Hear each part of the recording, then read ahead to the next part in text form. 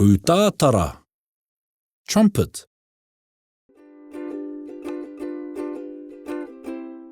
Kuturere, ukulele.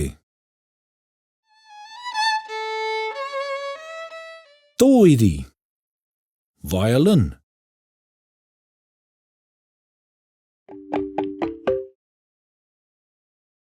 Pakakau, xylophone.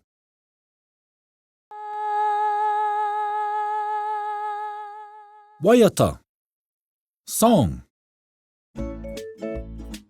Ngā taonga puoro, musical instruments.